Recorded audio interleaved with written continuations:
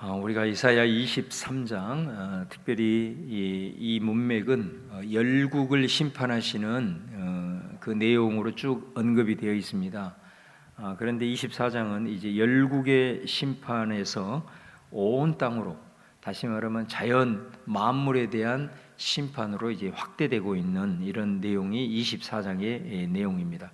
그래서 아마 여러분들이 어제 살펴보았겠지만은 24장 1절 이하의 13절까지의 내용을 보면은 땅이 공허하고 땅이 황폐한다, 이런 대목이 몇 번 반복이 되는 것을 볼 수 있습니다. 하나님께서 천지를 창조하기 전에 창세기 1장 2절 말씀에 보면 땅이 혼돈하고 공허하다, 이런 표현이 그 24장 이사야 24장 1절 이하에 나오는 거죠.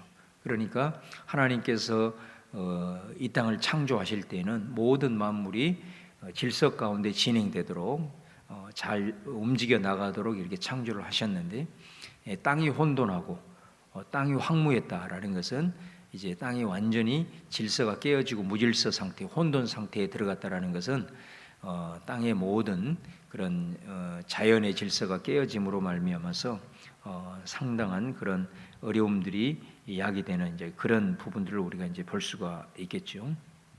특별히 이 자연의 파괴는 인간의 그 죄가 극한에 왔다, 이렇게 보시면 됩니다. 인간의 죄라는 것은 먼저 영적으로 하나님 앞에 우리가 범죄함을 나타내는 거고, 그 다음에 두 번째는 인간 사이에 서로 간의 죄악인 거죠.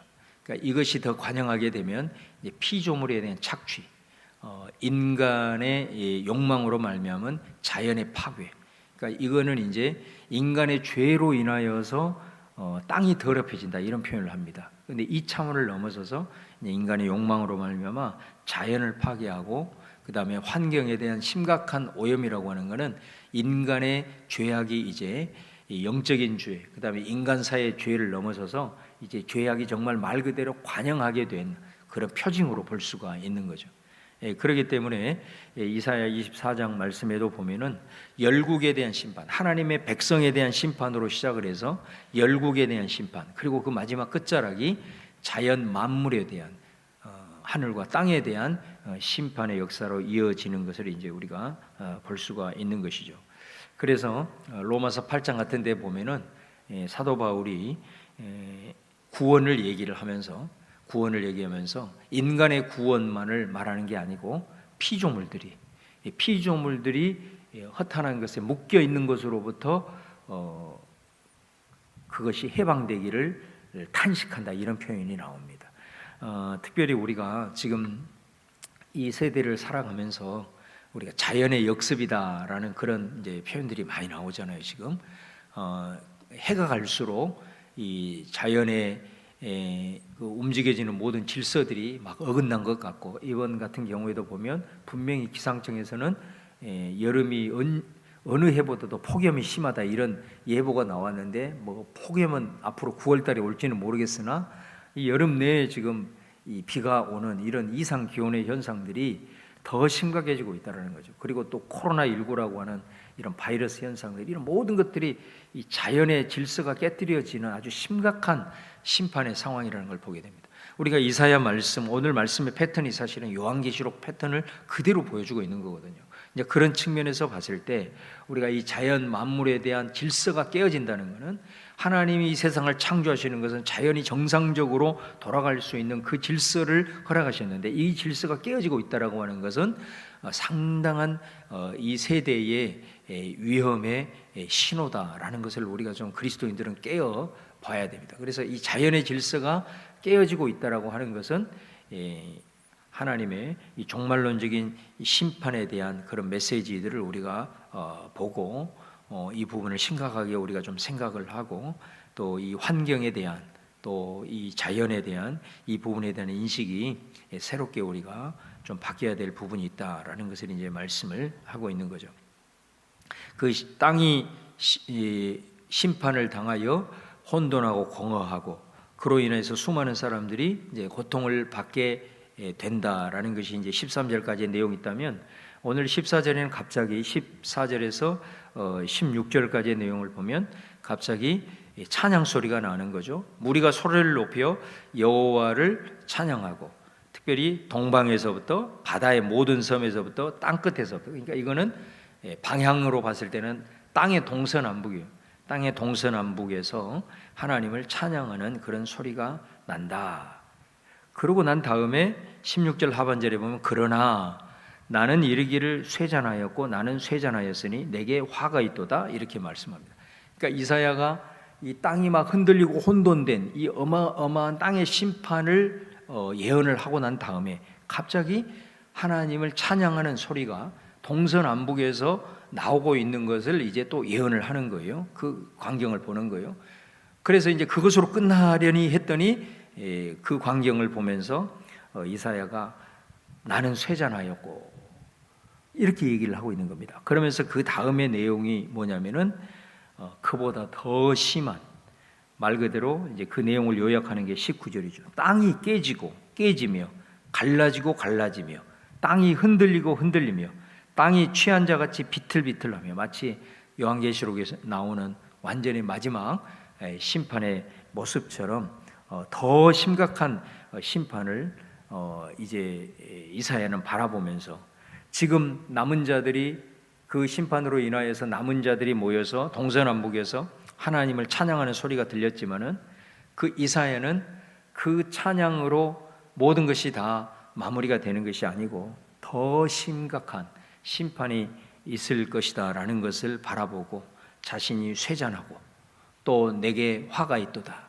라는 것으로 이렇게 자신을 표현하고 있는 것을 이제 볼 수가 있습니다. 그리고 난 다음에 21절에 보면은 그날에 여호와께서 높은 데서 높은 군대를 벌하시며 땅에서 땅의 왕들을 벌하시리니, 22절에 보면은 죄수가 깊은 옥에 모임같이 모이게 되고 옥에 갇혔다가 여러 날 후에 형벌을 받을 것이라, 이렇게 얘기를 하고 23절의 마지막으로 이제 그때 달이 수치를 당하고 해가 부끄러워하리니 이는 만군의 여호와께서 시온산과 예루살렘에서 왕이 되시고 장로들 앞에서 영광을 나타내실 것이라. 이게 마지막 최후에 하나님께서 모든 것 위에 승리를 하시고 시온산과 예루살렘을 통치하시는 역사로 이렇게 마무리되는 것을 봅니다. 그러니까 이 내용의 구조가 아까 제가 말씀드린 대로 요한계시록의 구조를 전형적으로 보여주고 있는 것입니다. 이 내용을 보면은 요한계시록에 보면 6장에서 16장까지 심판 시리즈가 나오잖아요. 인심판, 나팔심판, 대제심판. 이 심판 시리즈가 이렇게 쭉 나오고 있어요. 그때 엄청난 심판으로 인하여서 땅이 흔들리고, 그리고 그 땅에서 살아가는 수많은 사람들이 고통당하고 몸부림을 치는 그런 심판의 모습이 나오잖아요. 자, 그게 이 이사야 1장에서 1절에서 13절까지의 내용이라고 한다면, 그 심판 시리즈 속에 보면 5장, 심판 시작이 전에 5장, 그 다음에 요한계시록 7장, 그 다음에 10장, 11장, 그 다음에 14장에 보면 어떤 내용이 나오냐면, 그 어마어마한 심판 시리즈가 진행이 되면서 그 사이사이에 교회의 찬양이 나와요. 하늘에서의 24장로들이나 셀 수 없는 물이나 14만 4천이나 이런 것들이 하나님을 찬양하는 내용이 나온단 말입니다. 그러니까 이 14절에서 16절의 내용에 그 심판이 막 행해지고 있는 그 사이에서 남은 자의 무리가 동서남북에서 하나님을 찬송한다, 이렇게 표현이 나오잖아요. 그러니까 그 내용과 아주 오버랩되는 거죠. 이 땅에서의 심판이 나오고 그로 인하여서 엄청나게 또 교회가 힘들어지고 이런 여러 가지 상황, 땅이 진동하고 이런 고통 속에서도 하나님의 교회, 하나님의 택한 성도들은 그럼에도 불구하고 그런 전투하고 또 여러 가지 그 상황 속에서 힘든 그런 모습이지만, 하나님의 백성들은 그 속에서 궁극적으로 우리가 승리했다라는 것을 선포하는 이런 내용이 나온다는 거죠. 자, 그러나 그것으로만 끝나는 것이 아니고 그 이후에 이제 마지막에 심판이 나오잖아요. 마지막 심판.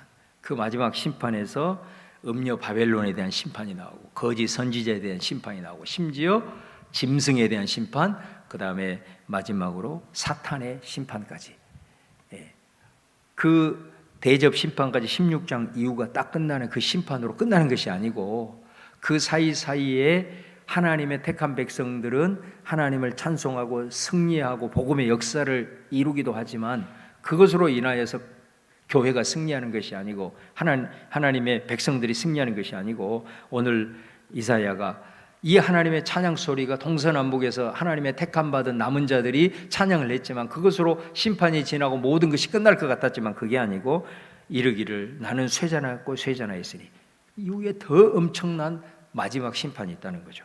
그 심판의 내용은 정말로 이전과는 비교할 수 없는, 이제 완전히 이전의 땅과 하늘은 다 사라지고, 그 다음에 21절 이하에 보면, 마치 보면 보세요.